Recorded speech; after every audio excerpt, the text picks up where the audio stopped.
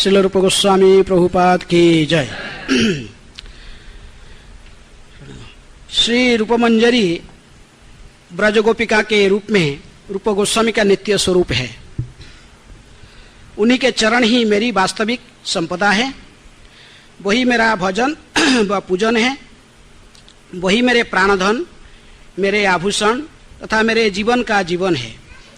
वही मेरी रसनिधि है तथा मेरी इच्छाओं की सिद्धि है। वो मेरे लिए वेद का धर्म है। वही मेरे व्रत, तप, मंत्र जप तथा धर्म तथा कर्म है। उन चरण की शक्ति से मेरी क्रियाएं भक्ति के अनुकूल होंगी। मुझे आध्यात्मिक सिद्धि प्राप्त होगी तथा मैं इन दो नयनों में वास्तव में देख पाऊंगा। श्री रूपमंजरी के चरणों के रूप माधुरी की राशि मेरे हृदय कमल पर रहूंगा। चंद्र जैसी दिन रात चमकेगी, जिससे मैं प्रफुल्लित होता रहूंगा। तुम्हारे विरह के सर्प के विष से मेरा शरीर जर्जरित हो रहा है तथा मेरा जीवन चिरकाल शापित है। हे रूपमंजरी, दया करके मुझे अपनी पदछाया प्रदान करो। नरोत्तम दास ठाकुर तुम्हारी शरण लेता है। श्रील रूप गोस्वामी प्रभुपाद की। ओम अज्ञानातिमिरान्धस्य ज्ञानाञ्जन शैलाकया चक्षुरुन्मीलितं येन तस्मै श्रीगुरुभे नमः। श्रीचैतन्य मनोभीष्टं स्थापितं येन भूतले स्वयं रूप कदा मह्यं ददाति स्वपदान्तिकम्। वन्देऽहं श्रीगुरो श्रीयुतपदकमलं श्रीगुरून् वैष्णवांश्च।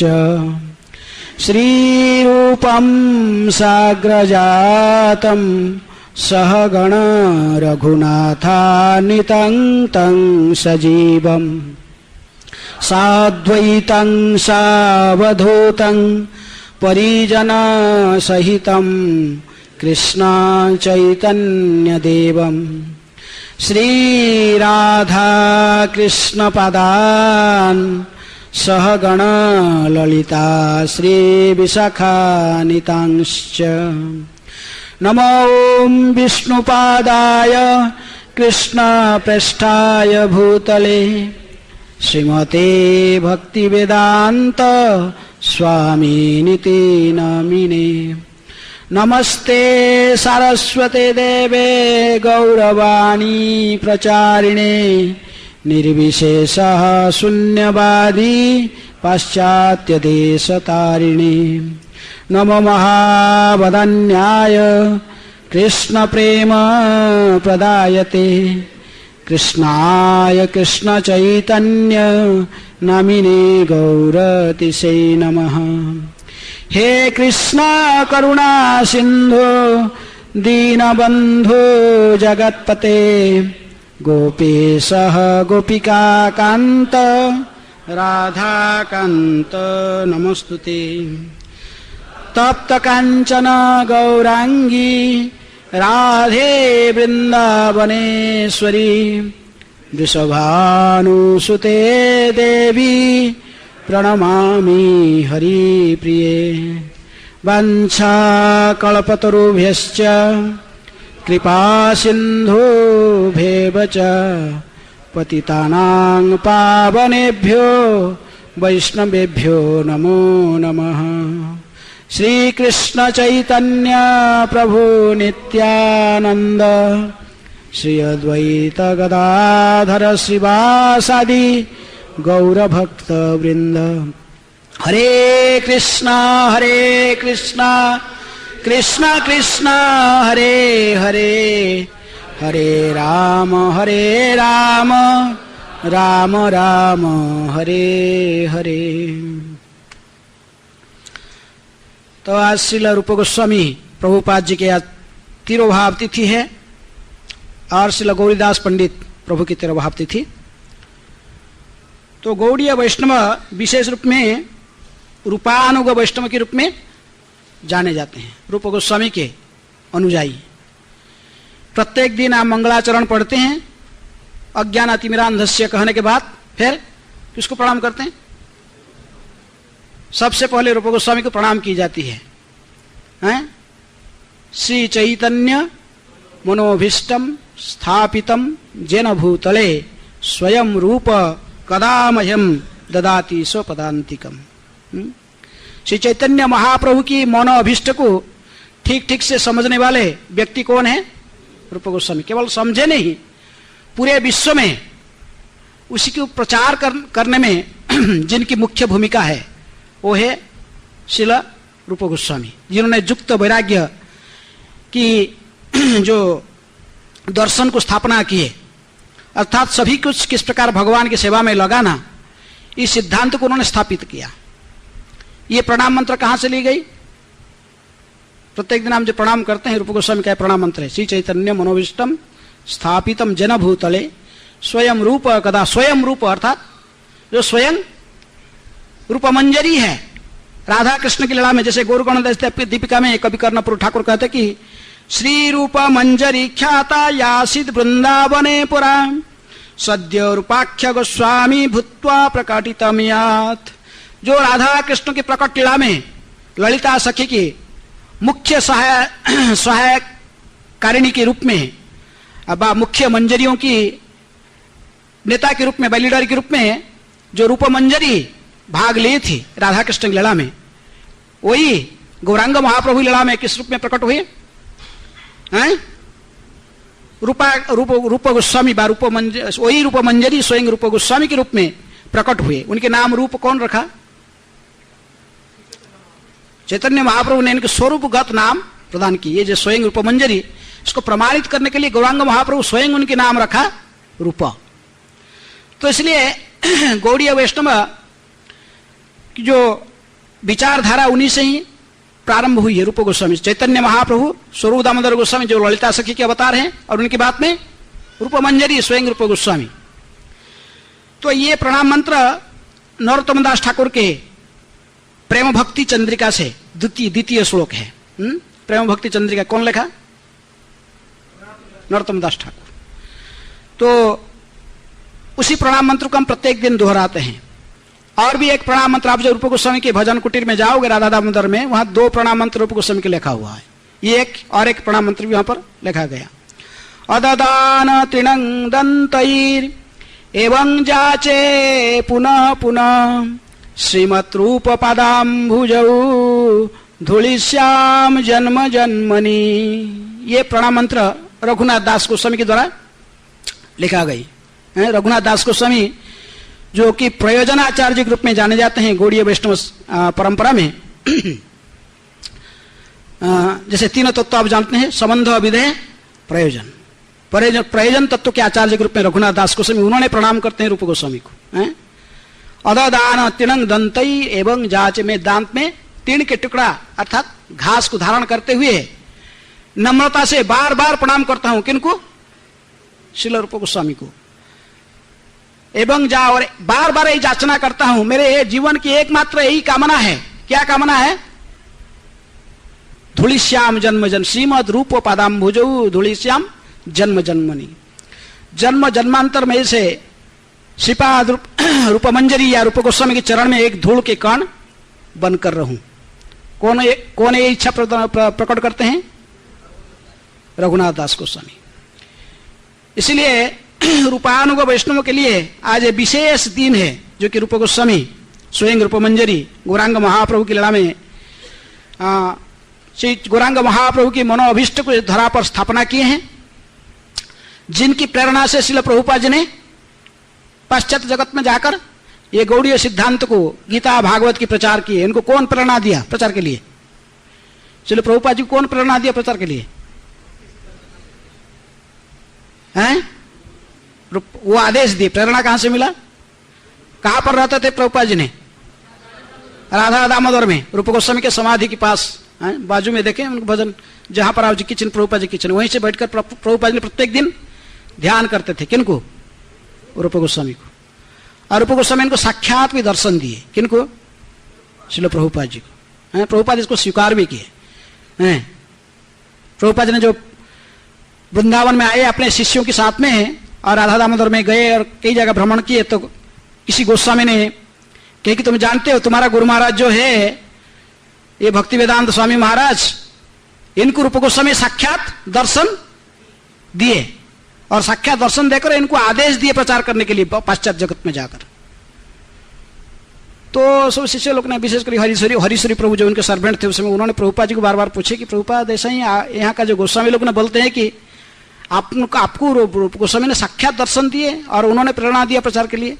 बार बार प्रचारने पर प्रभुपाद जी ने बाद में कहे what is new, everything knows about it. इसमें कौन नया बात है, इसको सब लोग जानते हैं। तो प्रभुपाद जी ने स्वीकार किया कि रूप गोस्वामी ने साक्षात दर्शन देकर प्रभुपाद जी को प्रेरणा दिए थे। किसके लिए? पाश्चात्य जगत में जाकर श्री चैतन्य महाप्रभु की मनोअभिष्ट को स्थापन करने के लिए, प्रचार, इसी को विशेष रूप में गीता भागवत के सिद्धांत को प्रचार करने के लिए। और उन्हीं की प्रेरणा से ही प्रभुपाद जी ने सारा विश्व में ये जो गीता और भागवत की वाणी को व चैतन्य महाप्रभु की शिक्षाओं को प्रचार किए। तो रूप गोस्वामी के बारे में आविर्भाव तिरोभाव में बार बार आप उनके जीवन के बारे में श्रवण करके आ रहे हैं। रूप गोस्वामी एक माने इसी प्रकट लीला में इनके शरीर जिनको आश्रय करके उन्होंने उनकी जन्म हुआ था वो कौन थे? कुमार देव और रेवती। इनकी वंश परंपरा प्रकृति में ये सारस्वत ब्राह्मण परिवार से जन्म लिए थे, भरद्वाज गोत्री ब्राह्मण थे। कर्नाटक से मूल रूप में इन्होंने दक्षिण भारत में निवास करते, इनके पूर्वज दक्षिण भारत में रहते थे। कर्नाटक में सर्वज्ञ नाम के एक ब्राह्मण थे जो कि वो कर्नाटक के राजा भी थे, साथ साथ ब्राह्मण भी, जन्मगत ब्राह्मण थे लेकिन वो राजा भी थे कर्नाटक प्रदेश से। उन्हीं की परंपरा से सर्वज्ञ के पुत्र अनिरुद्ध, अनिरुद्ध से रूपेश्वर, पद्मनाभ, मुकुंद, मुकुंद से कुमारदेव आए। कुमारदेव के 5 पुत्र और 1 पुत्री थी। 5 पुत्र में से 3 विशेष रूप में प्रसिद्ध थे, अमर, संतोष और तो तीसरे कौन? वल्लभ। तीनों प्रसिद्ध क्योंकि तीनों गौरांग महाप्रभु की आश्रय लिए थे। तो इनके नाम पिता माता इस प्रकार रखे थे, अमर, संतोष और वल्लभ। बाद में गौरांग महाप्रभु इनके नाम बदल दिए। गौरांग महाप्रभु इनके नाम बदल नहीं, इसके बाद हुसैन शाह इनके नाम बदल दिया था। हुसैन शाह जो कि बंग के नवाब थे, उनके राज्य को परिचालना करने के लिए इन्होंने किसी योग्य व्यक्ति को चाहते थे, क्योंकि वो तो हमेशा दिग्विजय में लगा रहते थे, राज्य विजय में, अन्य अन्य राज्य को आक्रमण करके उनको विजय करने में, उसी में ज्यादा व्यस्त रहते थे, साम्राज्य को प्रतिष्ठित करने में। लेकिन साम्राज्य को चलाने के लिए, इसके प्रजाओं को पालन करने के लिए इनको कोई योग्य व्यक्ति जरूरत था। तो उनके पास में एक विशेष ज्योतिष मुल्ला रहता था, बहुत बड़े भविष्य ज्ञान था। तो इन्होंने गणना करके एक बार बताया कि देखो ये बंग प्रदेश में बंगाल 2 व्यक्ति रहते हैं, ब्राह्मण परिवार में जन्म हुए हैं, वो है अमर और संतोष, उनके और भी छोटा भाई वल्लभ है। यदि आप ये तीनों को लाकर अपने राज्य में आपके सेवा में लगा लोगे मिनिस्टर पद में, तो आपकी राज्य अपने आप शांति श्रृंखला को प्राप्त करेगा, प्रजा बड़ा सुखी रहेंगे और आप भी दिग्विजय करते करते राज्य को और बढ़ाते जाओगे। ये दोनों की विशेष रूप में अमर और संतोष की जो गुणावली को वर्णन कर पाना संभव नहीं है। तो अपने जो परामर्शदाता से, मुल्ला से ऐसा ही सुनकर हुसैन शाह ने प्रयास किए दोनों को अपना अनुगत बनाने के लिए। किनको? रूप और शरीर, अमर और संतोष। तो एक कहानी आप लोग सुनेंगे किस प्रकार एक बार हुसैन शाह ने एक रामकेली में एक विशाल स्तंभ निर्माण करता था, क्योंकि प्राचीन काल में कोई दूरबीन यंत्र नहीं था। शत्रुओं को दूर से देखने के लिए बहुत उच्च खंबा बनाकर उसके ऊपर खड़ा होकर फिर देखते थे दूर दूर से कोई शत्रु आक्रमण करने के लिए किसी दिग में आ रहा कि नहीं। तो उस खंबा की जो निर्माण करता था एक व्यक्ति, पेरू नाम के व्यक्ति निर्माण करता था। और सारी कहानी कहने फिर चलो, तो इस खंबा बात में आप देखें कि खंबा के कुछ अंश, ऊपर के जो अंश, ऊपर भाग निर्माण में थोड़ा कमी था, संपूर्ण नहीं हुआ था।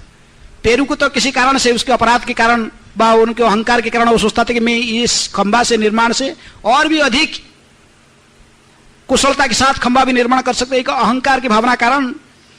तो हुसैन शाह ने इनको प्राणदंड दिए थे, लेकिन खंबा को फिर संपूर्ण रूप में कंप्लीट करने के लिए उन्हें सोच रहे थे। एक बार आपने एक जो कि सेवक उनके देह रखी हिंगा, इसको लेकर जा रहे थे, जाकर वहीं घूम रहे थे, हटा तो कही कि जाओ ये पास में जाओ, तुम श्री कृष्ण पर ये गांव में चले जाओ, पास में जो गांव दिख रहा है वहां पर रूप सनातन रहते थे, उसी गांव में जाकर ये घूम रहा था। कई घंटों तो कैसे इधर उधर जाता था आता था, लेकिन क्योंकि बादशाह इसको बताया नहीं था कि किस कारण से जाने के लिए, लेकिन रूप और सनातन दोनों देख रहे थे कि व्यक्ति बार बार घूम रहा। सनातन को समय इसको बुलाए, पूछे कि क्या बात है, तुम ऐसे बार बार जा रहे हो आ रहे हो, आप तो राज कर्मचारी मालूम पड़ते हो वेशभूषा से, आप ऐसे क्या समस्या हो आपका? तो उन्होंने बताया कि यही बात है कि हुसैन शाह के साथ में मैं आया था, लेकिन वो खंबा जो पेरू शाह खंबा जो पेरू ने जिस खंबे को बनाया था उसी खंबा के पास में भ्रमण कर रहा था, लेकिन हठात मुझे हुसैन शाह ने कहा कि ये गांव में चले जाओ। उसका कारण क्या है, रहस्य मुझे पता नहीं था, मैं तो आ गया, लेकिन किस लिए भेजा मुझे पता नहीं, और प्राणदंड की भय मुझे स्मरण करा रहा किस प्रकार पेरू को उन्होंने बिना कारण से मार डाला था। तो सनातन कही कि अच्छा, सब खबर को उससे डिटेल लेकर समझ गए कि ये चाहता क्या हुसैन शाह, उस खंबा को कंप्लीट करना चाहता है। तो इसलिए उन्होंने उनके साथ में बहुत अच्छे राजमिस्त्री और ईंट और कुछ जो खंबा को माने जो काम करने वाले, सीमेंट तो उस समय नहीं था, और सब सामग्री देकर भेज दिए। तो जब आया तो हुसैन साहब भटक रहा था, अरे मैं तो मेरा सेवक को भेज दिया, लेकिन इसको बताया नहीं, किस लिए, वो क्या करता होगा पता नहीं। लेकिन सेवक जब वापस आ गया और देखा कि उसके साथ में राजमिस्त्री भी है, ईंट है, और खंबा को पूर्ण करने के सब सामग्री भी साथ में लेकर आया। तो कहे कि अरे तू मेरे मन की बात कैसा समझ गया, मैं तो तुझे कुछ बताया नहीं था। बड़ा खुश हुआ, उसको बड़ा प्राइज देना चाहा, लेकिन वो कहा कि मेरा कुछ नहीं ये काम, ये तो ये सनातन ने मुझे बताया है। कौन? वो अमर संतोष जो दो भाई थे, वो लोग मुझे भेजा कि ये सब लेके जाओ।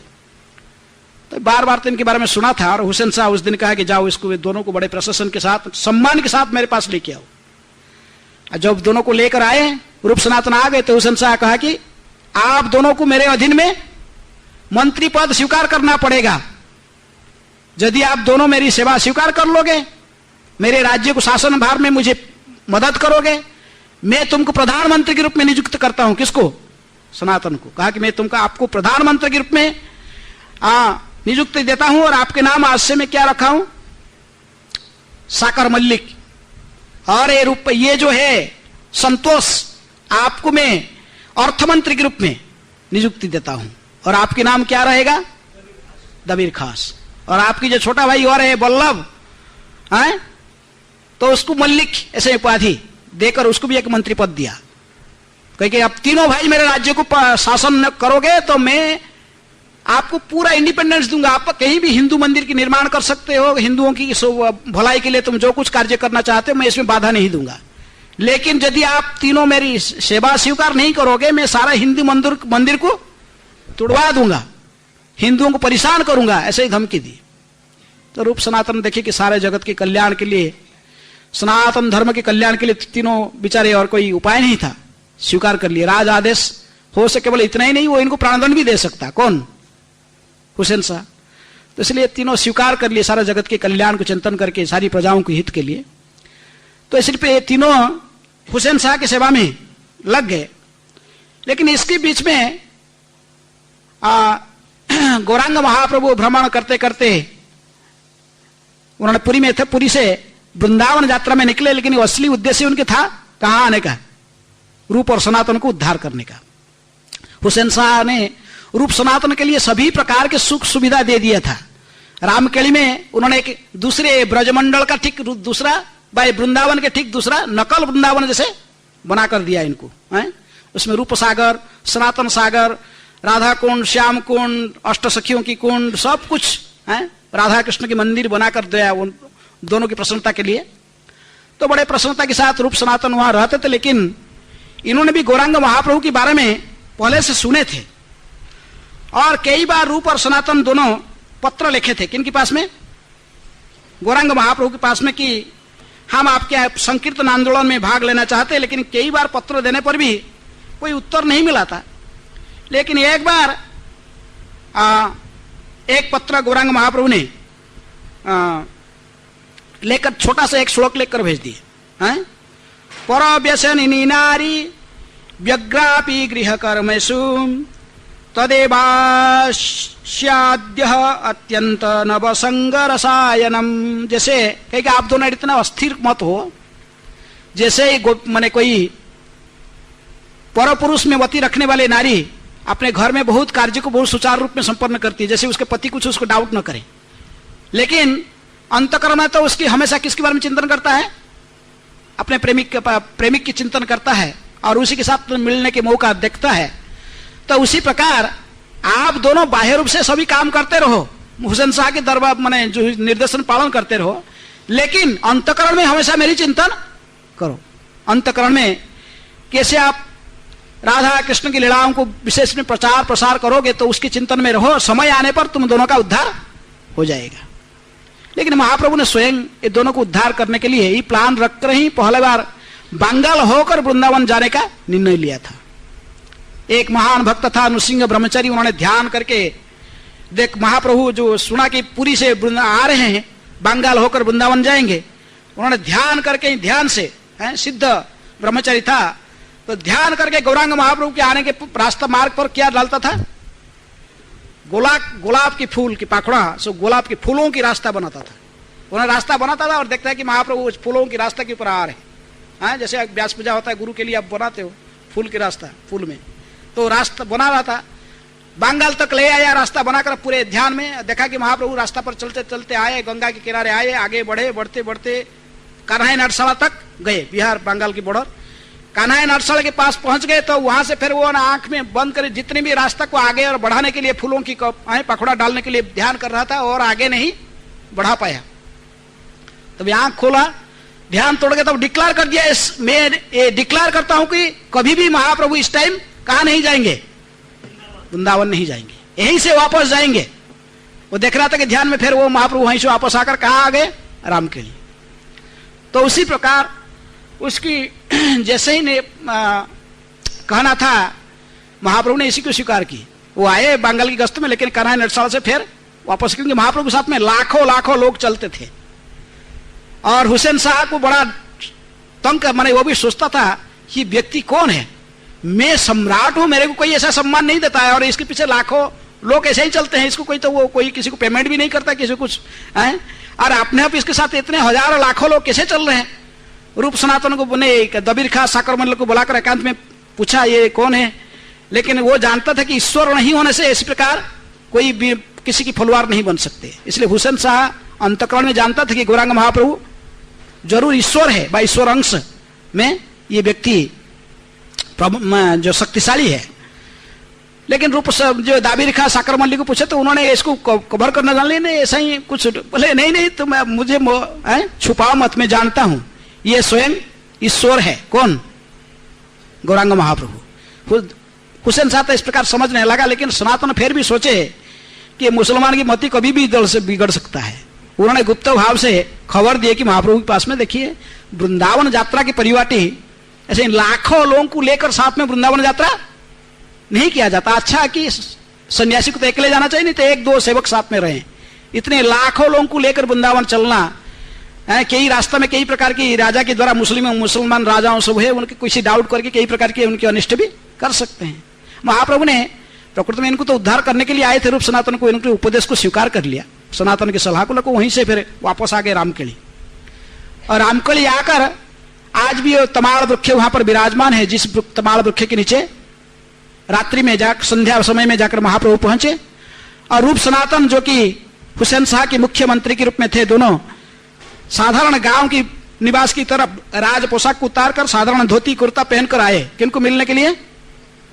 गौरांग महाप्रभु को मिलने के लिए आए थे तिलक के साथ। तीनों भाई साथ साथ, उस समय जीव गोस्वामी भी लगभग 10 साल की उम्र में थे, उन्होंने भी उनके साथ में अपने पिताजी जी और ताऊ के साथ में वो भी आकर मिले थे। किनको? गौरांग महाप्रभु को मिले। आज भी प्रत्येक साल ज्येष्ठ पूर्णिमा की तिथि पर वहां पर बहुत बड़े महोत्सव होता है, क्योंकि इसी दिन महोत्सव आज भी चल रहा है। जो रूप सनातन और अनुपम तथा जीव, ये किसको मिले थे? चैतन्य महाप्रभु को, उसी तमाल वृक्ष के नीचे। और महाप्रभु ने दोनों की अत्यंत दैन्यता और विनय को देखकर बड़े प्रसन्न हुए और इसी समय में उनको निर्देशन भी दिए कि ये विषय को छोड़कर जितने संभव ये संकीर्तन आंदोलन में भाग लेने के लिए उनको प्रेरणा दिए और महाप्रभु ने फिर इनके नाम चेंज कर दिए, उनके दीक्षागत नाम, क्योंकि दीक्षा को नाम कौन चेंज करता है? जो गुरु होता है वो शिष्य का नाम चेंज कर लेता है। तो महाप्रभु ने इसलिए दोनों का विषय, तीनों का नाम चेंज कर दिए हैं।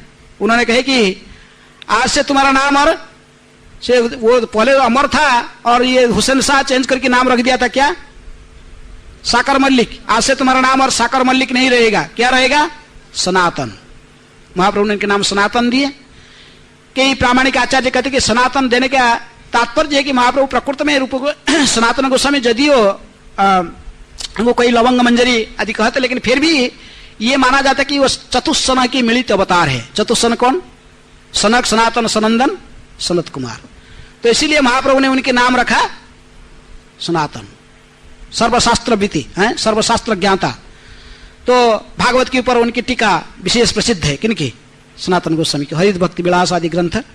तो इसलिए महाप्रभु ने उनके नाम रखा सनातन। और रूप जो कि संतोष, जो पहले संतोष नाम था और इनकी चेंज करके हुसैन शाह नाम रखा था दबीर खास। महाप्रभु ने कहे कि आज से तुम्हारा नाम और दबीर खास नहीं रहेगा, आपके नाम क्या रहेगा? रूप, क्योंकि वो स्वयं रूपमंजरी है, स्वयं रूपमंजरी, स्वयं रूपाख्य गोस्वामी भूत्वा प्रकटितम है। स्वयं वही रूपमंजरी स्वयं रूप गोस्वामी के रूप में प्रकट हुए थे, इसीलिए उनके नाम गौरांग महाप्रभु ने रूप करके रखा। और बल्लभ के नाम रखे अनुपम। क्या रखे? अनुपम। बल्लभ बाद में मल्लिक के नाम रखा था हुसैन शाह, महाप्रभु ने उनके नाम रखा अनुपम। इसी प्रकार उनके नामकरण देकर और उनको प्रेरणा देकर कि जितने समय विषय से निकालकर संकीर्तन आंदोलन में भाग लेने के लिए महाप्रभु तो फिर वापस आ गए पुरी में, लेकिन पुरी आकर फिर दोबारा निकाले वृंदावन गस्त में, बंगाल छोड़कर डायरेक्ट रास्ता में झारखंड के जंगल होकर आ रहे थे। रूप गोस्वामी, सनातन गोस्वामी हमेशा कुछ उपाय ढूंढते थे कैसे निकालना है इससे। उन्होंने एक विशेष पंडितों को, ब्राह्मण को नियुक्त दिया कि उन्होंने कृष्ण मंत्र के पुरस्चरण विधि करके भगवान को प्रसन्न करके प्रार्थना करें कि जैसे ये विषय के बंधन से उनकी छुटकारा प्राप्त हो जाए है? इसका उस समय रीति था, उस मंत्र को पुरस्चरण किया जाता था। इतने लाख नाम जप पाकर तो उसकी फल स्वरूप इनको विषय से छूट हो जाएगा, ऐसे उन्होंने उपाय किए। पहले कौन छोड़ दिया संसार? रूप गोस्वामी। रूप गोस्वामी पहले छोड़ दिए। हुसैन शाह एक बार दिग्विजय में राज्य के बाहर था, तो पहले रूप गोस्वामी ने अपने छोटा भाई अनुपम को लेकर राज्य से निकल आए। जितने अर्थमंत्री थे, इनके जो तनख्वाह के रूप में जितने भी पैसा आ रहा था, तो एक बोट में लोडिंग करके लेके आए हैं, गंगा के अंदर लोडिंग करके। क्या था वो? पेपर के नोट। क्या था? सोने की मोहर है, सोने की मोहर, पूरा करोड़ों रुपए की संपत्ति है, उसको लोडिंग करके लाए। लाकर अपने घर में जैसे व्यवस्था उन्होंने, आप जानते हैं 50% उन्होंने ब्राह्मण को, वैष्णव को भगवान की सेवा में मंदिरों में दे दिया, और 50% की फेर अधा करके 25% अपने परिवार वर्गों को दे दी, क्योंकि परिवार के प्रति उनकी कर्तव्य था, तो उनको दे दिए कि उनके मेंटेनेंस के लिए, भविष्य के लिए। और 25% उन्होंने साथ में रखा इमरजेंसी के लिए, भविष्य में भक्ति ग्रंथ आदि प्रेरण करने के लिए, प्रणयन के लिए उनको रखे। तो ऐसे करके उन्होंने अपने छोटा भाई को लेकर, छोटा भाई अनुपम को लेकर आ गए, जीव गोस्वामी के पिताजी। तो लेकर आकर पता लगा कि अभी महाप्रभु कहाँ पहुंच गए? इलाहाबाद में पहुंचे हुए थे। तो सब उन्होंने आकर इलाहाबाद पहुंच गए, और इलाहाबाद में आकर त्रिवेणी संगम के आसपास में ही महाप्रभु किसी ब्राह्मण के घर में रहते थे। दोनों जब इन्होंने पहले पहुंचे कि इलाहाबाद में, उस समय तो महाप्रभु बड़े महासंकीर्तन में व्यस्त थे। कहां पर? बेणी माधव मंदिर में लाखों लाखों लोग महाप्रभु के साथ में नाचते थे, गाते थे, नृत्य होता था, सभी लोग हरि बोल हरे कृष्ण में मग्न थे। और उस समय महाप्रभु को मिल पाना दोनों भाई को संभव नहीं था, तो उन्होंने भी संकीर्तन में भाग लेकर वहीं नाचे गाए। लेकिन संध्या समय में महाप्रभु जो अपने निवास स्थान में वापस आए, दोनों भाई भी वापस आए। महाप्रभु अपने निवास स्थान में जब रहते थे, इन्हें बाहर में आकर जोर जोर से महाप्रभु को मिलने के लिए आए, और महाप्रभु जब उनके सामने आए तो जोर जोर से उनके प्रणाम मंत्र उच्चारण करते हुए उनको प्रणाम किए। हम प्रत्येक दिन वो प्रणाम मंत्र गाते हैं, तो उनको कौन सबसे पहले कौन आवृत्ति किया था? रूप गोस्वामी। रूप गोस्वामी ने स्वयं स्वतःस्फूर्त भाव से, उनका मुखारविंद से ये प्रणाम मंत्र निश्रुत हुआ। नमो महा वदान्याय कृष्ण प्रेम प्रदायते कृष्णाय कृष्ण चैतन्य नामिने गौरतिसे नमः। भगवान सबके सामने छुप जाते हैं, भक्त के सामने नहीं छुप सकते। रूप गोस्वामी जानते थे, उनको पहचान गए थे कौन है, इसलिए कहे कि आप वही कृष्ण है। वो भी किस रूप में आप प्रकट हुए हो? चैतन्य महाप्रभु के रूप में हैं। कृष्ण प्रेम किस लिए प्रकट हुए? कृष्ण प्रेम को प्रदान करने के लिए। स्वयं कृष्ण, लेकिन अभी श्री कृष्ण चैतन्य के रूप में प्रकट होकर कृष्ण प्रेम को जो सर्वत्र वितरण कर रहे हैं, उसी महावदान्य अवतार को मैं प्रणाम करता हूं। इस प्रकार उनको प्रणाम किए और रूप गोस्वामी को देखकर सामने महाप्रभु बड़े प्रसन्न हुए, उनको उठाकर आलिंगन किए और उनके छोटे भाई का भी परिचय लिए। उनके छोटा भाई कौन? अनुपम। अनुपम लेकिन राम भक्त थे। कौन? अनुपम। ये दोनों भाई रूप सनातन कृष्ण भक्त थे, लेकिन वो छोटे रघुनाथ के भक्त थे। दोनों भाई कोई कभी कभी अनुपम को कहते थे कि तुम ये राम भक्ति छोड़ दो, हम दोनों कृष्ण भक्ति कर रहे, तुम भी करो, तीनों मिलकर कथा कृष्ण कथा में हमेशा रहेंगे, तुम्हारे लिए रामायण कौन चर्चा करेगा। लेकिन उन्होंने कहे कि मैं इस सिर को बेच चुका हूं, किसके चरण में? रघुनाथ के चरण में, वहां से निकलना मेरे लिए संभव नहीं है। तो जब महाप्रभु ने फिर उनको सांत्वना देके रखे। तो इसी प्रकार ये दोनों भाई महाप्रभु को मिले और चैतन्य महाप्रभु, इसके बीच में तो उन्होंने वल्लभ भट्ट के घर में गए। फिर वहां से वापस आने के बाद वल्लभ भट्ट के घर गंगा के दूसरे साइड में आडियल ग्राम में आज भी उस घर है, जहां पर उन्होंने निमंत्रण करके महाप्रभु को लेकर गया था। और महाप्रभु ने ये दोनों भाई को भी साथ में लेकर गए थे उनके घर में। लेकिन वहां से जब वल्लभ भट्ट के घर में वापस आए, वापस आने के बाद महाप्रभु ने 10 दिन तक शिक्षा दिया। किनको? रूप गोस्वामी के दशाश्वमेध घाट जो कि इलाहाबाद में है, तो है इलाहाबाद में, उसी के ऊपर बेणी माधव मंदिर है। दशाश्वमेध घाट, उसके ऊपर बेणी माधव मंदिर है। तो एकांत स्थान में लेकर महाप्रभु ने उसी दशाश्वमेध घाट के पास, आज भी चैतन्य महाप्रभु चरण चिन्ह वहां पर है, दशाश्वमेध घाट के ऊपर में, जहां पर रूप गोस्वामी को महाप्रभु ने बैठाकर शिक्षा दिए थे, उस स्थान आज भी मौजूद है। और गौरांग महाप्रभु के वहां पर बहुत सुंदर चरण चिन्ह है। रूप गोस्वामी स्वयं इसको अपने भक्ति रसामृत सिंधु की रचना के प्रारंभ से ही स्वीकार करते हैं। हृदय जस्य प्रेरणया प्रवर्तितो ह्यं बराक रूपे अपि तस्य हरे पदकमलं वंदे चैतन्य देवस्य। मैं अयोग्य तथा माने भक्ति शास्त्र को प्रणयन करने में संपूर्ण रूप में अयोग्य व्यक्ति हूं, लेकिन जिनकी प्रेरणा मेरी हृदय, जिन्होंने मेरे हृदय में बैठकर मुझे प्रेरणा देकर ये ग्रंथों को लिखवा रहे हैं, उन चैतन्य चंद्र की चरण कमल को स्मरण करते हुए और उन्हीं की पद कमल के शरण वंदना करते हुए मैं भक्ति रसामृत ग्रंथ की प्रारंभ कर रहा हूं। कौन इनको प्रेरणा दे रहा था? चैतन्य महाप्रभु। तो इसलिए चैतन्य महाप्रभु जो मुख्य शिक्षा रूप गोस्वामी के प्रदान किए थे, वो चैतन्य चरितामृत के मध्य लड़ा के 19वें अध्याय में विशेष रूप में वर्णन की गई है। थोड़ा बहुत हम इसके कुछ श्लोक पढ़ सकते हैं। जैसे सनातन गोस्वामी सबसे पहले महाप्रभु को मिले थे तो क्या पूछे थे? कहे हमें कहने हमारे जारेता पता, मैं कौन हूं, मेरे अपने परिचय के बारे में पूछे थे। तो रूप गोस्वामी को इसी प्रकार चैतन्य महाप्रभु ने शिक्षा प्रारंभ करते हुए उन्होंने कहे कि ब्रह्मांडे भ्रमिते कौन भाग्यवान जीव, गुरु कृष्ण प्रसादे पाए भक्ति लता बीज, माली हया सही बीज करे आरोपण, श्रवण कीर्तन जले करे सेचन। कहे कि हे रूप, ऐसे ही 84 लाख जोनि में ब्रह्मांड में भ्रमण करते हुए, कौन? जीवात्मा है, भ्रमण करते हुए किसी भाग्यवान जीव को गुरु और कृष्ण की कृपा के द्वारा भक्ति लता के बीज इसके हृदय में रोपण की जाती है गुरु के माध्यम से।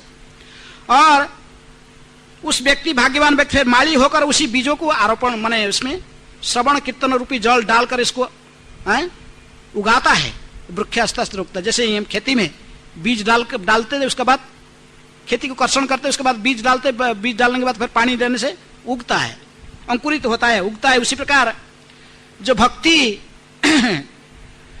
है, जो माली के रूप में ऐसे भक्ति बीज को भी श्रवण कीर्तन रूपी जल के द्वारा इसको सेचन करके इसको उगाता है।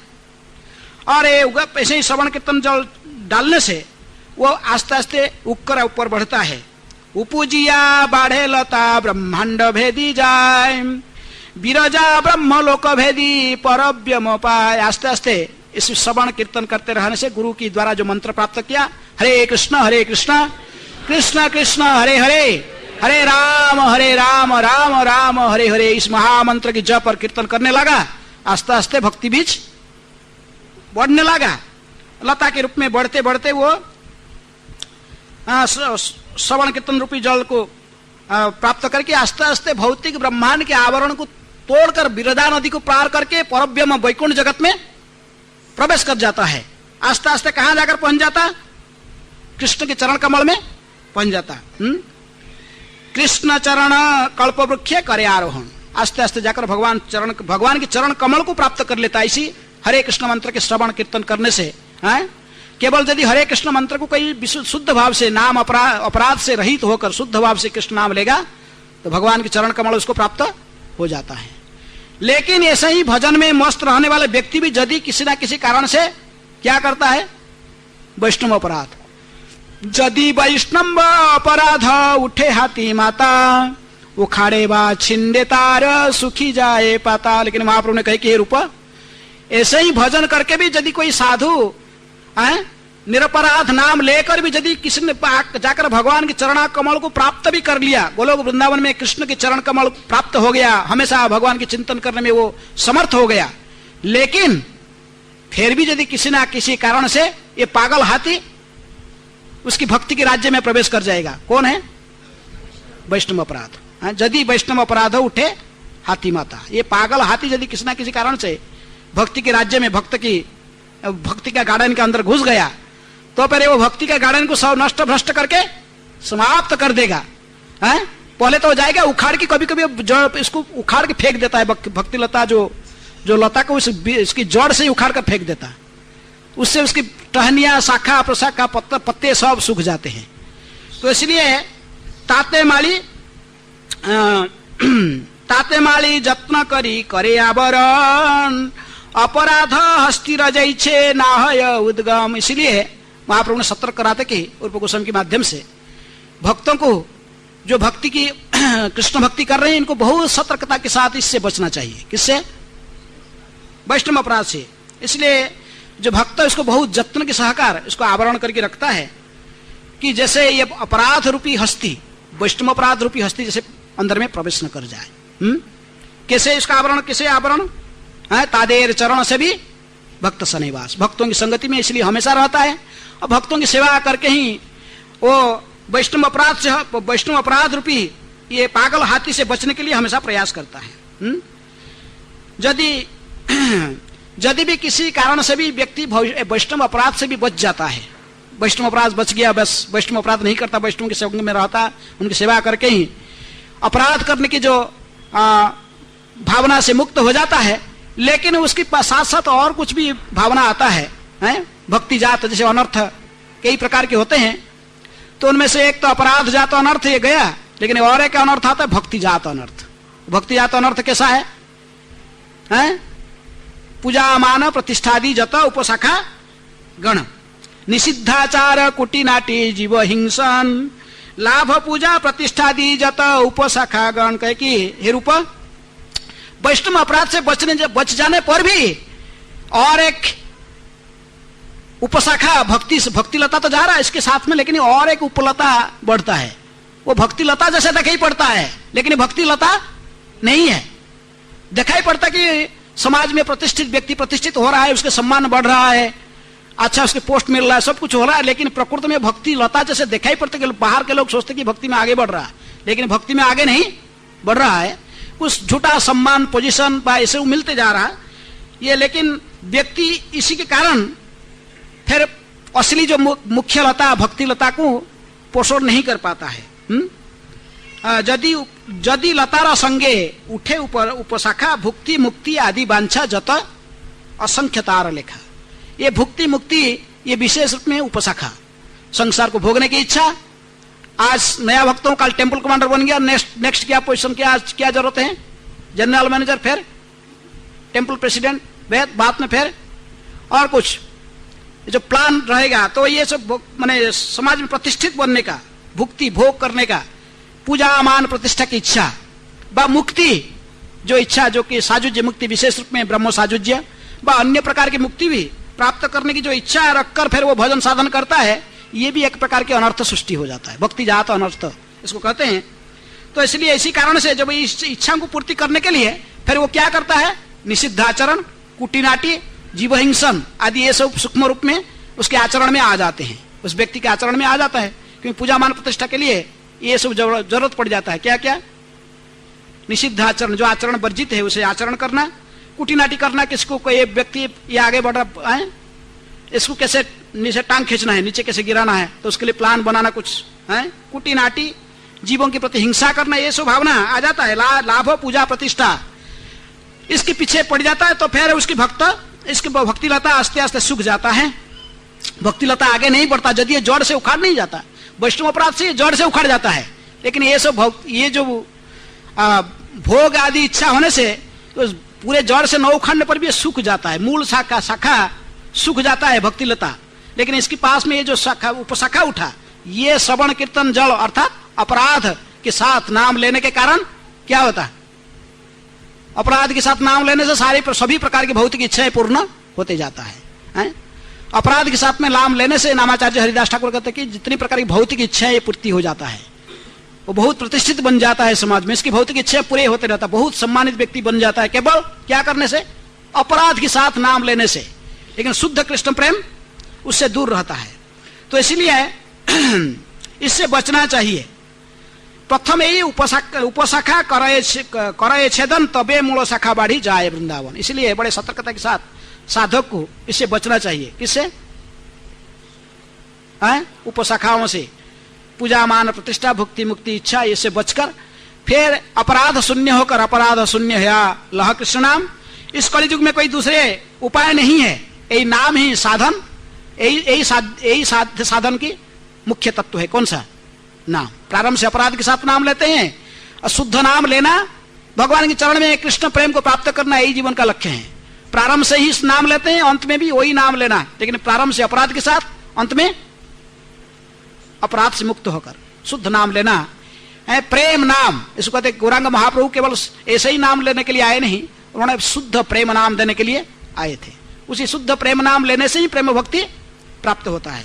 इस प्रकार महाप्रभु ने बहुत सारा आलोचना करना संभव नहीं है। यही असली पुरुषार्थ है मनुष्य की, भगवान के चरण कमल में प्रेम को प्राप्त कर लेना। तो इस प्रकार शिक्षा देकर महाप्रभु ने रूप गोस्वामी को कहे कि अभी तुम जाओ, कहाँ? वृंदावन जाओ। वृंदावन में तुमको जाकर मेरा एक पहले भक्त उधर सुबुद्धि राय है, उसको मिलो, और इन्होंने आप लोग को गाइड करेगा ब्रजमंडल के सारे तीर्थों को दर्शन कराने के लिए। लेकिन आपको मैं विशेष रूप में सेवा दे रहा हूं कि ब्रज में जाकर आप लुप्त तीर्थों को उद्धार करो, विग्रहों की पूजा सेवा की, फिर विग्रह सब लुप्त रूप में है, और इन तीर्थों को उद्धार करके विग्रहों की सेवा पूजा को प्रतिष्ठित करो, मंदिर निर्माण करना, ग्रंथों को प्रणयन करना और भक्ति शास्त्र के प्रचार करना, भक्ति प्रणयन तथा उसके प्रचार, ये सब कार्य में देकर महाप्रभु ने इनको कहे कि आप दोनों भाई आप पहले जाओ, आपकी बात में रूप सनातन अवश्य आ रहा है। रूप गोस्वामी ने कहे थे कि मेरा भाई बड़ा भाई तो जेल में है, महाप्रभु कही चिंता मत करो, जेल से छूट गए, अब ये बात में आकर आपको मिल जाएंगे। कौन? सनातन। इस प्रकार कहकर महाप्रभु ने रूप गोस्वामी की वृंदावन भेज दिया। रूप गोस्वामी अपने छोटे भाई अनुपम के साथ में आए और आकर वृंदावन में सुबुद्धि राय की गाइडेंस में ब्रजमंडल परिक्रमा करके फिर ब्रज के सभी तीर्थ स्थान को दर्शन करके कुछ दिन रहे। लेकिन फिर सोचे कि अभी तक बड़ा भाई आए नहीं। कौन? सनातन। थोड़ा व्यग्र हुई कि क्या हुआ, उनको जेल में डाल दिया था, अब जेल से निकले कि नहीं निकले, इसे डाउट करके उन्होंने आ रहे थे बंगाल के मार्ग पर आने के लिए। लेकिन आकर जब बनारस पहुंचे, वहीं पर गंगा के किनारे उनके छोटे भाई का देहांत हो गया। कौन? अनुपम की देहांत बाद नित्यलीला में प्रवेश कर गए अनुपम। तभी उन्होंने बंगाल जाने के जो निर्णय लिया था उसको छोड़कर वो महाप्रभु के दर्शन के लिए पुरी के मार्ग पर चल दिए। पुरी के मार्ग पर जो जा रहे थे उस समय उन्होंने वृंदावन में जो थे मन में प्लान बनाए थे कि एक नाटक लिखने के लिए। क्या नाटक लिखते थे? भगवान श्री कृष्ण के संपूर्ण जीवनी को अनुसरण करते हुए उन्होंने एक नाटक लिखना चाहते कृष्ण की जीवनी के ऊपर। लेकिन वो सोचते थे कि वृंदावन की लीला, मथुरा लीला, द्वारका लीला सभी को एक ग्रंथ में लिखने के लिए, एक नाटक के रूप में लिखने। महाप्रभु ने किस प्रकार वृंदावन गए, वृंदावन में लीलाओं को संपन्न करके फिर किस प्रकार अक्रूर आकर इनको मथुरा ले गए, मथुरा से फिर द्वारका गए, सारे लीला को संपूर्ण जीवनी को एक ग्रंथ में लिखने के लिए मैंने प्लान बनाए थे सब कुछ। उसके लिए सब डाटा बना रहे थे। लेकिन उन्होंने जाकर उड़ीसा की बॉर्डर में एक गांव था सत्यभामापुर, वहां पर पहुंचे, रात्रि में वहां विश्राम कर रहे थे। तो सत्यभामा जी ने स्वयं इनके स्वप्न में आए। कौन? भगवान श्री कृष्ण की पाटरानियों में से मुख्य दो, रुक्मणी और सत्यभामा इनके स्वप्न में आकर कहे कि रूपा, तुम जो नाटक लिखने प्लान बना रहे हो, लेकिन मेरे लीलाओं को अलग लिखो, पूरी लीलाओं को, अर्थात द्वारका लीलाओं को अलग से लिखो, क्योंकि राधा रानी के साथ में उनकी लीला मिक्स होगा तो उनके कोई इंपोर्टेंस नहीं रहेगा। तो बोले कि द्वारका लीला सेपरेट लिखो और तुम वृंदावन अलग, ऐसा कहकर यदि लिखोगे, मेरे आदेश पालन करोगे, तुम्हारे बहुत कल्याण होगा, तुम्हारा नाटक बड़े प्रसिद्ध होगा। ऐसे कहकर सत्यभामा अंतर्ध्यान हो गए। रूप गोस्वामी ने समझ गए कि सत्यभामा की इच्छा है कि द्वारका लीला को सेपरेट लिखने के लिए। तो उन्होंने वापस आए, पुरी में पहुंच गए। पुरी में जाकर हरिदास ठाकुर के पास में रहते थे। और गौरांग महाप्रभु भी एक दिन भ्रमण करते करते प्रत्येक दिन जाते थे हरिदास ठाकुर को दर्शन देने के लिए। तो हरिदास ठाकुर के पास में पहुंचे और रूप गोस्वामी आए। जब उनको पता लगा तो रूप गोस्वामी भी आकर साष्टांग दंडवत प्रणाम करते थे। और कई रूप गोस्वामी को महाप्रभु ने उनकी अंतरंग पार्षदों के साथ मिलाए। रामानंद राय, स्वरूप दामोदर, सर्वभौम भट्टाचार्य आदि जितने भी, गदाधर पंडित आदि सभी महान पार्षदों के साथ इनको मिलाए। किनको? रूप गोस्वामी को। ये महाप्रभु की विशेष कृपा पात्र दोनों। कौन? रूप, सनातन। ये नित्यानंद चरण आश्रय किए बिना डायरेक्ट गौरांग महाप्रभु की अनुजयी बन गए, उनके डायरेक्ट पार्षद, डायरेक्ट शिष्य। किनके? गौरांग महाप्रभु के। तो इसलिए महाप्रभु ने इनको परिचय करके कहे, आप लोग आशीर्वाद करो, नित्यानंद इसको आशीर्वाद दो। किसको? रूप को आशीर्वाद दो, सभी को कहकर के आशीर्वाद दो। मेरा चरण आश्रित है, मैंने इसके नाम रूप रखा हूं, एक योग्य व्यक्ति है, ये कृष्ण भावना भावित आंदोलन को आगे बढ़ाने में ये समर्थ व्यक्ति, आप लोग सभी आशीर्वाद करो इसको। तो महाप्रभु कहने पर सभी लोग आशीर्वाद करते थे। यहाँ पर ये इनको डायरेक्ट आशीर्वाद नहीं मांग रहे थे, लेकिन वो महाप्रभु इनको कहते थे कि आशीर्वाद करो इनको। सभी लोग आशीर्वाद किए। महाप्रभु की इतनी कृपा देखकर सभी गौरव पार्षद इनको भूरी भूरी प्रशंसा करते इनको आशीर्वाद प्रदान किए। किनको? रूप गोस्वामी को। रूप गोस्वामी ने इनको थोड़ा सा कृपा करने के बाद इनको कहे कि देखो रूप, तुम जो नाटक लिखने के लिए प्लान बना रहे हो, लेकिन कभी भी वृंदावन के बाहर इसको नहीं मत निकालो। किनको? कृष्ण को। कृष्ण एक अन्य जदु संभूत जस्तु ब्रजेंद्र नंदन वृंदावनम परित्यज्य स क्वचित नैव गच्छति। तंत्र शास्त्र में कृष्ण जामल से महाप्रभु ने कोट करके कहा कि रूप गोस्वामी देखो, ये ब्रजेंद्र नंदन कृष्ण कभी ब्रज की बाहर नहीं जाते हैं, तो उनको तुम ब्रज की बाहर मत निकाल लो। किनको? कृष्ण को। वृंदावन परित्यज्य पादमेकं न गच्छति। ब्रजेंद्र नंदन कृष्ण वृंदावन के बाहर नहीं जाते हैं। कृष्ण को बाहिर न करिह ब्रज हईते, ब्रज छाड़ी कृष्ण कभू ना जाए कहाते। ये ब्रजमंडल की सीमा को छोड़कर, विशेषकर वृंदावन को छोड़कर, ब्रज को छोड़कर कृष्ण कभी बाहर नहीं जाते हैं, इसलिए तुम इनको बाहर मत निकालो। तुमको समझे, महाप्रभु ने इनको समझाया कि भगवान श्री कृष्ण के तीनों लीला में किस प्रकार ब्रजेंद्र नंदन जो स्वयं भगवान ब्रजेंद्र आराध्य भगवान ब्रजेश तनय तद्धाम वृंदावन, ये ब्रजेंद्र नंदन कृष्ण हमेशा ब्रज में ही रहते हैं। जो मथुरा द्वारका में चले गए वो वासुदेव कृष्ण है, वसुदेव नंदन है। इसलिए महाप्रभु ने समझाकर इनको है कि इसलिए नाटक सेपरेट करो, ब्रज लीला को सेपरेट और मथुरा लीला द्वारका लीला को सेपरेट। तो रूप गोस्वामी ने समझ गए। पहले तो वो उन्होंने मुझे आदेश दिया था, स्वप्न में आदेश दिया था। कौन? सत्यभामा ने। अभी महाप्रभु ने और क्लियर कर दिया इसको। इसलिए उन्होंने दो नाटक सेपरेट कर लिखने के लिए प्लान बनाया। उन्होंने दो नाटक लिखे, विदग्ध माधव और ललित माधव। विदग्ध माधव में विशेष रूप में वृंदावन की लीलाओं को और ललित माधव में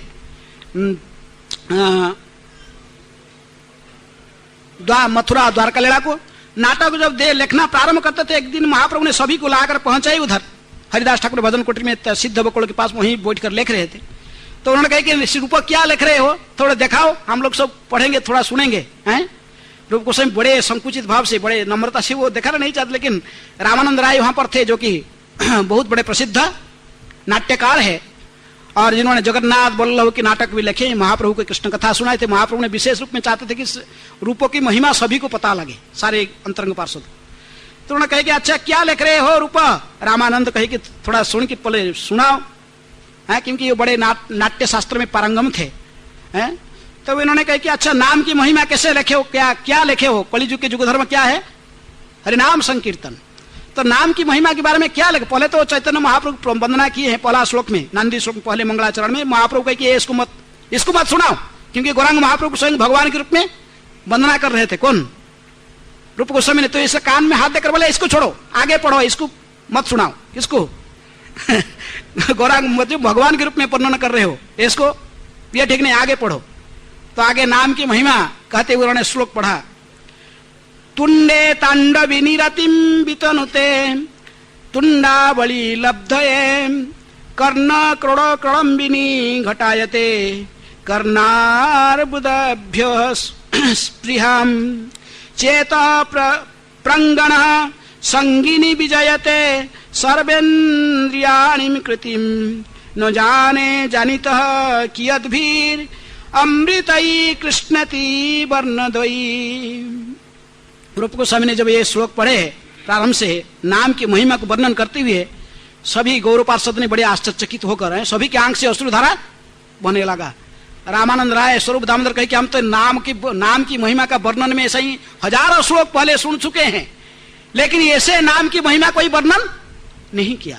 रूप गोस्वामी ने वर्णन किया कि जब ये दोनों कृष्ण ये दो वर्ण रूपी है जो भगवान के नाम कृष्ण जब मेरे मुखारबिंद में प्रवेश जिह्वा से जो बाहर निकलता है, कृष्ण उच्चारण करते ही मेरे ऐसे ही इच्छा प्रकट होता है कि मुझे लाखों जीवा के प्राप्त हो, और मैं लाखों जीवा में जैसे कृष्ण नाम को उच्चारण करते रहूं। मेरे कभी भी मुझे तृप्ति नहीं मिल रहा है, एक बार मेरे अधिक से अधिक और कृष्ण नाम को उच्चारण करने में मेरी इच्छा हो रही है। लाखों जीवा की प्राप्त, लाखों मुख और जीवा की प्राप्त करने की इच्छा हो रहा है। जब ये कृष्ण नाम के उच्चारण मेरे कर्ण गोहर में प्रवेश कर जाता है तो एक कर्ण को फिर मेरे ऐसे ही इच्छा प्रकट होता है, ऐसे ही लाखों कर्ण मुझे प्राप्त हो एक कृष्ण कथा को, कृष्ण महिमा को श्रवण करने के लिए, कृष्ण नाम को स्मरण करने के लिए। और जब इस कृष्ण नाम की उच्चारण आस्ते जाकर मेरी अंतकरण में हृदय में प्रवेश कर जाता है, चेत प्रांगण संगिनी विजयते, तो हृदय के अंदर में प्रवेश करता है। हृदय में जितनी प्रकार की आवर्जना, काम, क्रोध, लोभ, मोह, मद, मात्सर्य सभी को निरस्त करके, परास्त करके वहां पर भगवान श्री कृष्ण को स्थापित कर देता है। तो इस प्रकार जब इन्होंने नाम की महिमा को विशेष रूप में वर्णन किए हैं अपने मंगलाचरण में, उनके नाटक की प्रारंभ से, तभी रामानंद राय और स्वरूप दामोदर आदि जो वैष्णवगण बड़े भूरी भूरी प्रशंसा करते हुए रूप गोस्वामी को विशेष आशीर्वाद प्रदान किए, और सभी वैष्णव से आशीर्वाद प्राप्त करके ही रूप गोस्वामी उस नाटक को वहीं पर उसी पुरी में गौरांग महाप्रभु की प्रसन्नता के लिए रचना किए। लेकिन इसी समय में बीच में रथ यात्रा के महोत्सव, रथ यात्रा के उत्सव पुरी में संगठित हुआ, और रथ यात्रा के सामने महाप्रभु को समय ने देखे कि गौरांग महाप्रभु जो जगन्नाथ के सामने, रथ के सामने नृत्य कर रहे हैं, तो एक कुछ श्लोक बार बार आवृत्ति करके नाच रहे हैं, गा रहे हैं कि गीत गा रहे हैं, लेकिन गीत का अर्थ कोई बाहर का लोगों को किसी को समझ में नहीं आता, लेकिन महाप्रभु गा रहे हैं तो वो एक व्यक्ति इसको समझता था। कौन?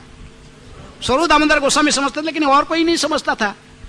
लेकिन रूप गोस्वामी ने देखे कि बड़े सावधान से खड़ा होकर सुनिए क्या गा रहे हैं महाप्रभु, क्या गा रहे हैं, बार बार ये श्लोक क्यों गा रहे हैं। तो ऐसा ही सांसारिक गीत जैसे सुनाई पड़ता है बाहर से, यह कौमार हरस एव ही बरसता एव चैत्र क्षपाम स्तचोन्मीलित मालती सौरभयो प्रौढ़ा कदम्बा नीला स चैवास्मि तथापि अत्र सुरतव्या परा लीला विधौ रेबारोधसी बेतसी तरुतले चेत समुत्कंठति। ये साहित्य दर्पण की एक संस्कृत क्या व्याकरण किताब है, व्याकरण किताब से श्लोक है।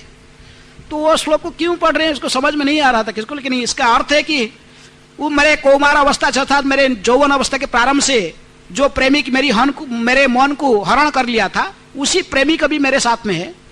वही चैत्र महीना अर्थात बसंत ऋतु की प्रारंभ से वो मंद जो धीर समीर वायु बह रहा है, मालती तथा कदम पुष्प की गंध को लेते हुए बह रहा है। मैं वही प्रेमिका हूं और वो मेरे प्रेमिक भी मेरे पास में उपस्थित है। हम चाहते तो सूरत लीला में इसको हम उपभोग कर सकते, लेकिन मेरी मन यहां पर नहीं लग रहा है। मेरी मन कहां जाने चाहता है? रेबा नदी के किनारे वो बेतसी तरु के बेतसी वृक्ष की कुंज की नीचे जाने की इच्छा प्रकट कर रही है। तो इसका अर्थ क्या? किसी को बाहर का लोग समझ में नहीं आते। कोई ऐसा ही कोई साधारण प्रेमिका अपने प्रेमिका को प्राप्त करने की इच्छा व प्रेमिका के साथ में किसी विशेष कुंज में लीलाओं को आस्वादन करने के लिए चाहता है, ऐसे ही प्रकट कर। लेकिन रूप गोस्वामी ने समझ गए महाप्रभु ने किस लिए गाते इसको, हैं?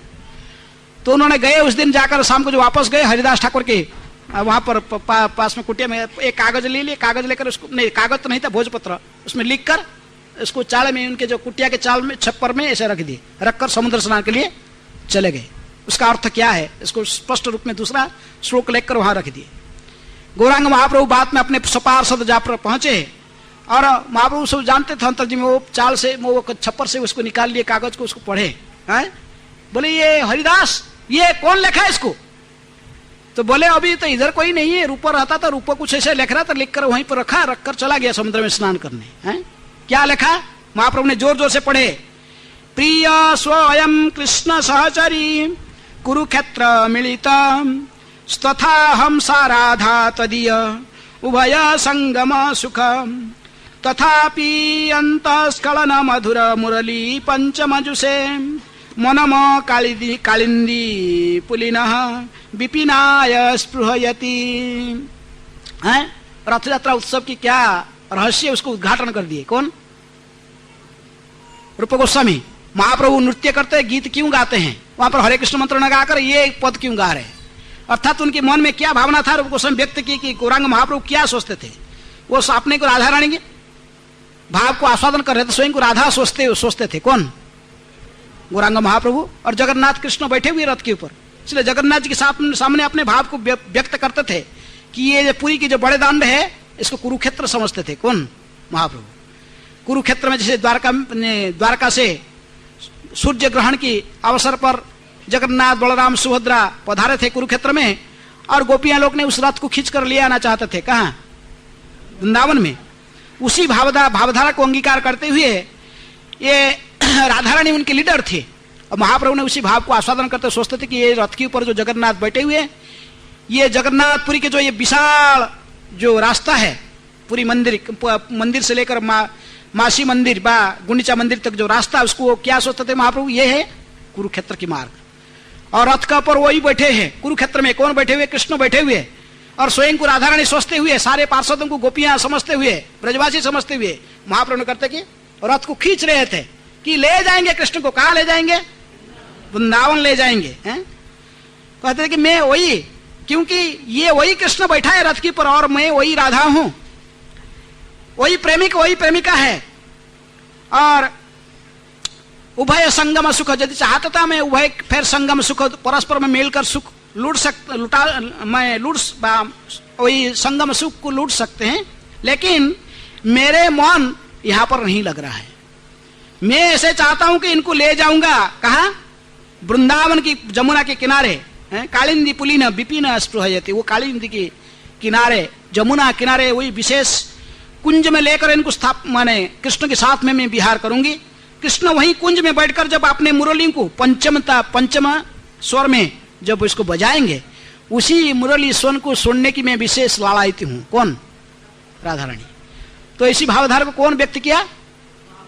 इसीलिए वो चैतन्य मनोभीष्टम, चैतन्य महाप्रभु की मन की अभिष्ट क्या है, गौरांग महाप्रभु की मन में क्या चल रहा है, क्या प्लान बना, क्या सोच रहे हैं, इसको समझने के लिए अधिकारी कौन है?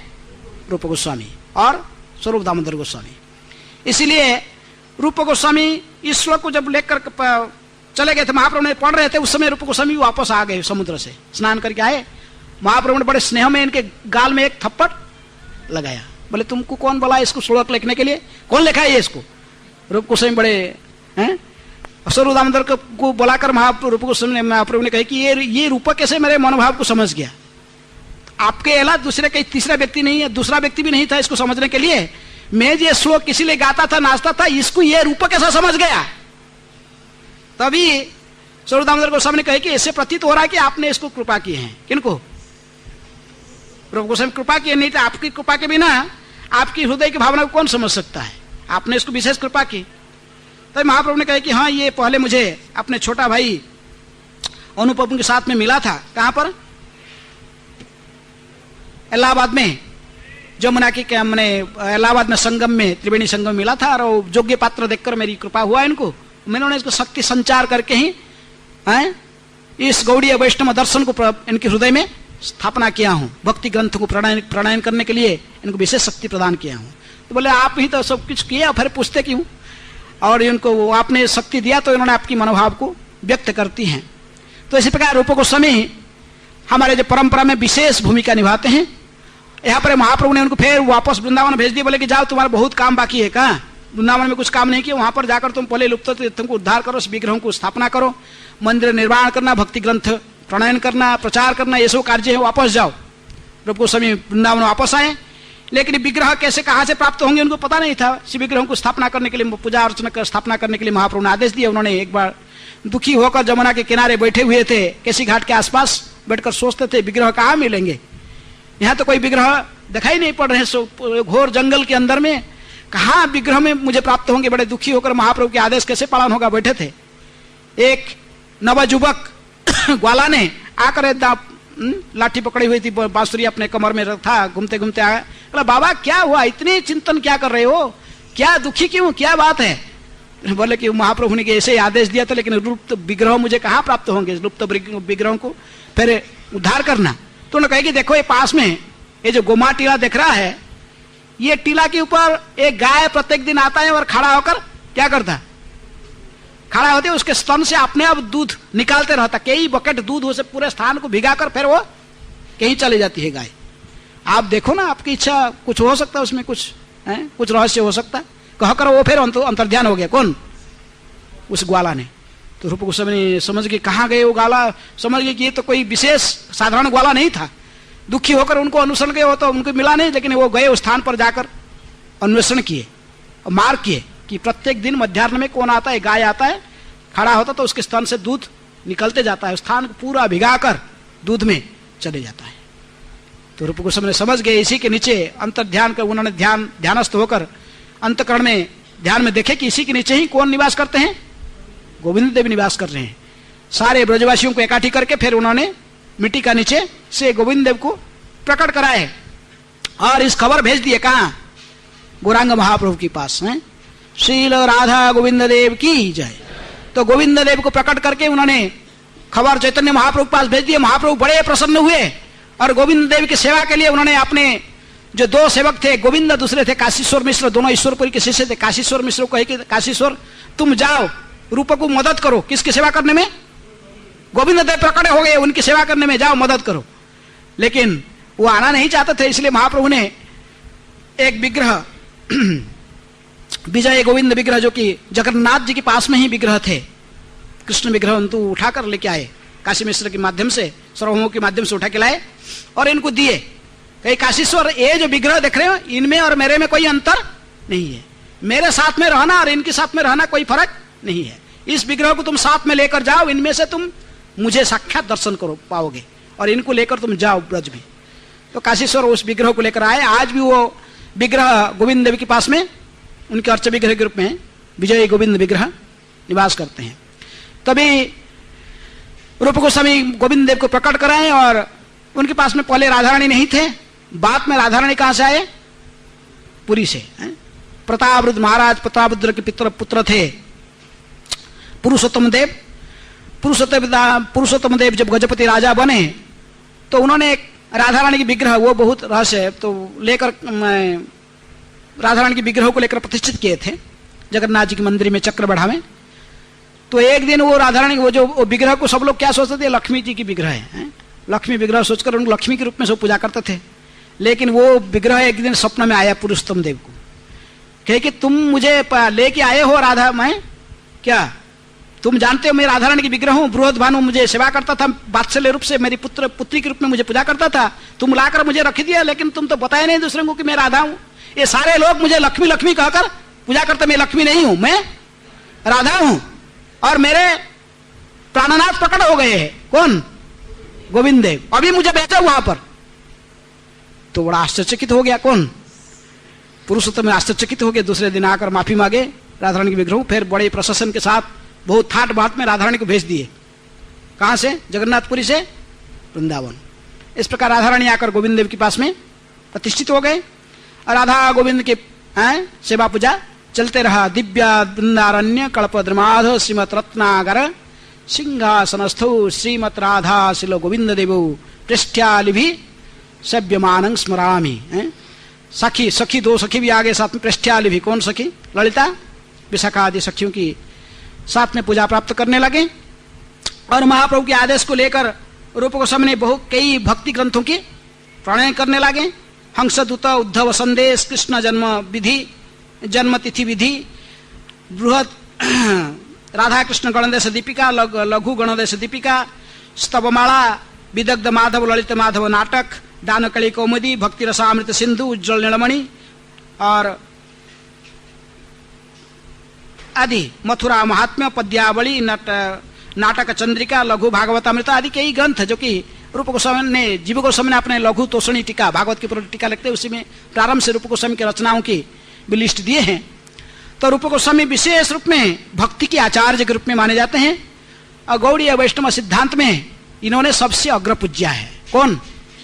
रूप गोस्वामी, क्योंकि स्वयं रूप मंजरी है और इनके बारे में तो बहुत कुछ कहा जा सकता, कई दिनों तक चले, क्योंकि समय हो गया। घड़ी कितना टाइम हो गया है? 9:20 हो गया।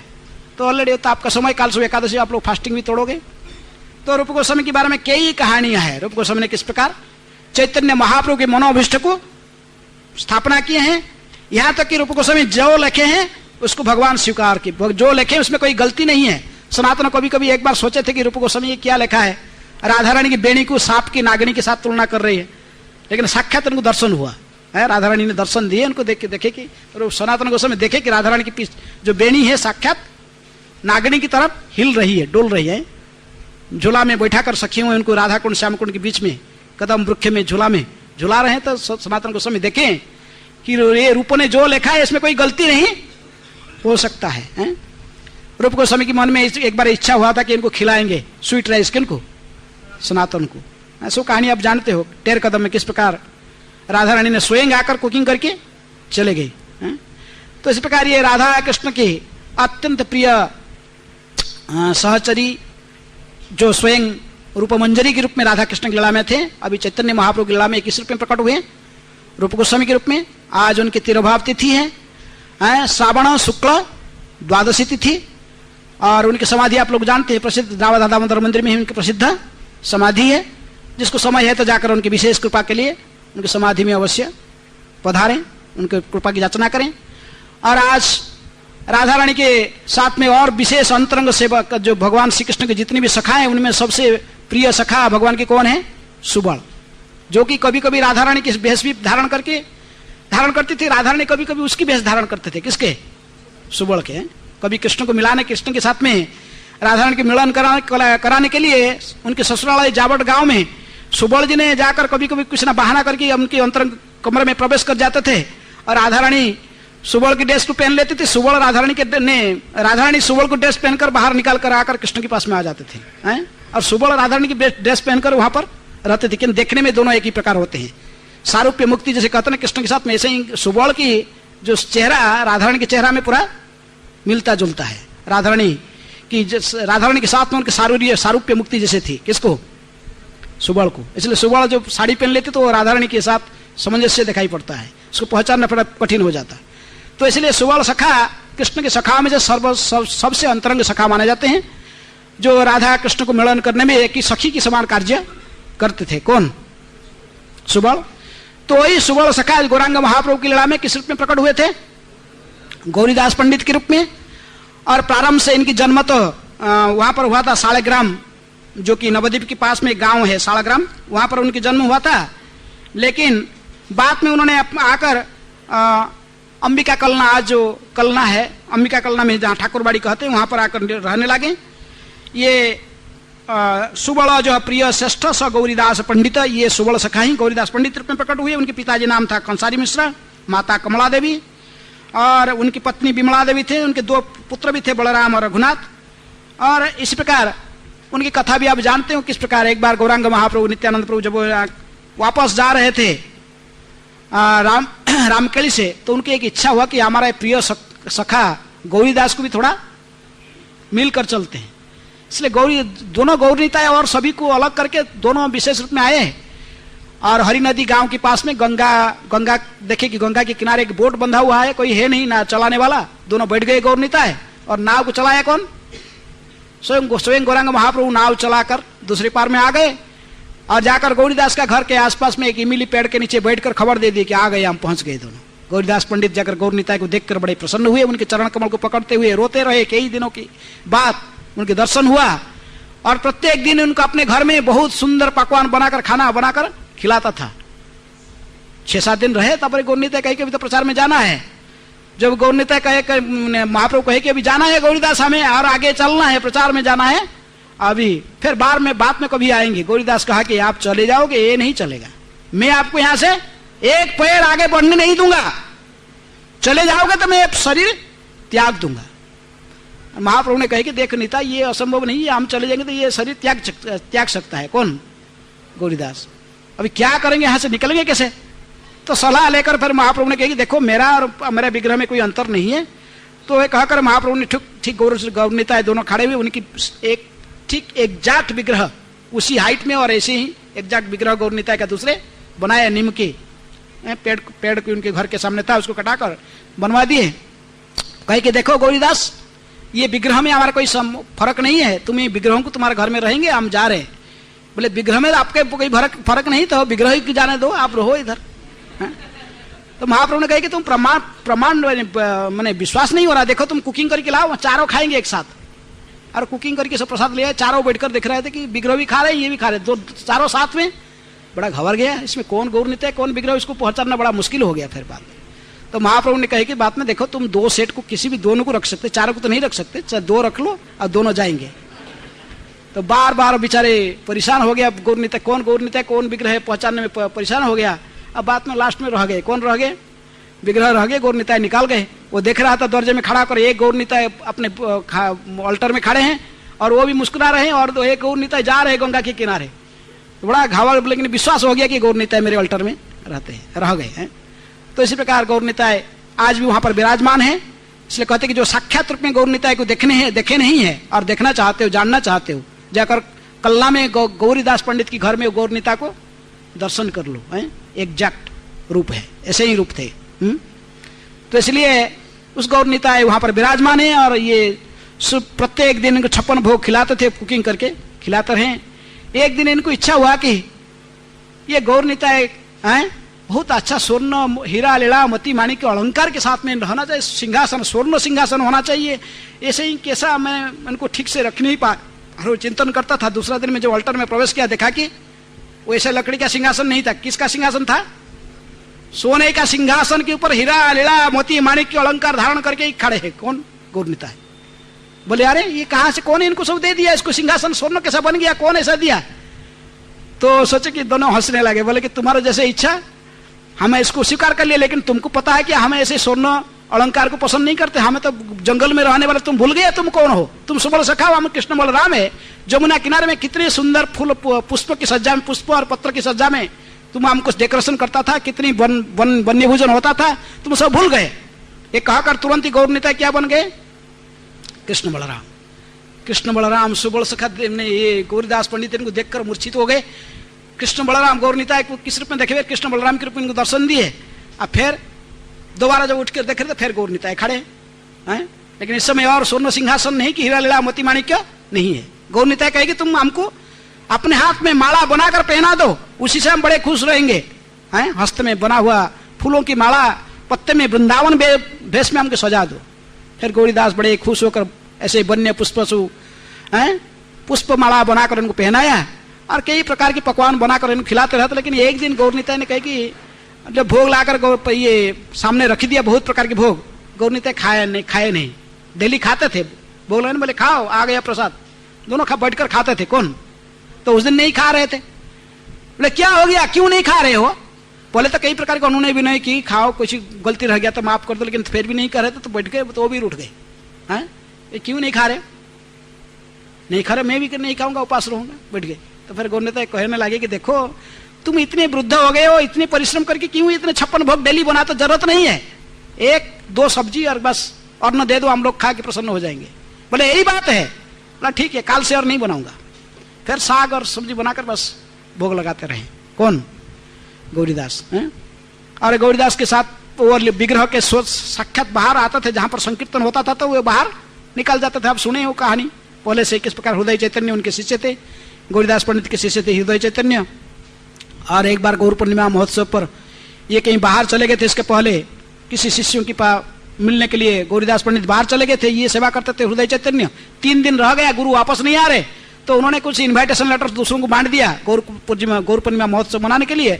और तभी जब ये आए तो उसी दिन रात को वापस आ गए गौरीदास पंडित।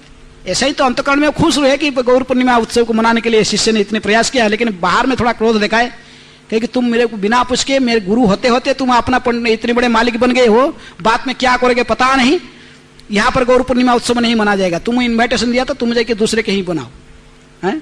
इसलिए उन्होंने जाकर फिर गंगा के किनारे उत्सव मना रहे थे, और एक सेठ जी ने बहुत पैसा धन उत्सव के लिए दे दिया।